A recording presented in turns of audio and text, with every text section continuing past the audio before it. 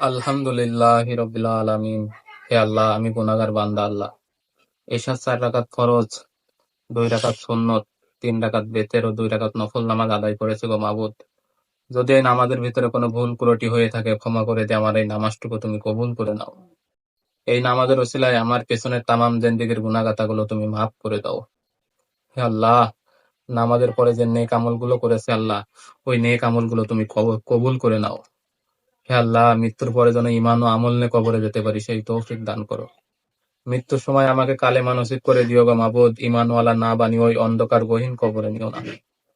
হে আল্লাহ, আমি গুনাহ করতে ভালোবাসি, তুমি ক্ষমা করতে ভালোবাসো। আমার গুনার দিকে না তাকিয়ে তোমার ক্ষমার দিকে তাকিয়ে তোমার গফফার নামের ওসিলায় তুমি আমাকে মাফ করে দাও। হে আল্লাহ, আজকে সকাল থেকে এই পর্যন্ত পা থেকে মাথা পর্যন্ত এর ভিতরে যত জিনা অন্যায় অপরাধ গুনাহ হয়েছে আল্লাহ, সবই তো তুমি জানো আল্লাহ। সেই গুনাহগুলো ক্ষমা করে দিয়ে আমার তওবাগুলো কবুল করে নাও। হে আল্লাহ, আজকে সারাদিনের ভিতরে যে আমলটা তোমার কাছে পছন্দনীয় হয় আল্লাহ, ওইটার বিনিময়ে তুমি আমাকে মাফ করে দাও। হে আল্লাহ, আমাদের ভিতরে অনেকে অসুস্থ আছে আল্লাহ, সবাইকে সুস্থতার শেফায়ে দান করো। হে আল্লাহ, দুনিয়ার বুকে যতদিন বাঁচিয়ে রাখো আল্লাহ, সুস্থতার সহিত যেন বেঁচে থাকতে পারি সেই তৌফিক দান করো।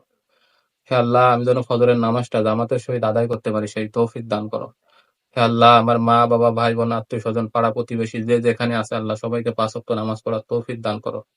যে যেখানে কবরস্থ হয়ে আছে আল্লাহ, প্রত্যেকের কবরের আযাবকে তুমি মাফ করে দাও। প্রত্যেকের কবরটাকে তুমি জান্নাতের বাগান বানিয়ে দাও। হে আল্লাহ, তোমার কাছে আবারও ফরিয়াদ আল্লাহ, ফিলিস্তিনের মুসলমানদেরকে তুমি হেফাজত করো।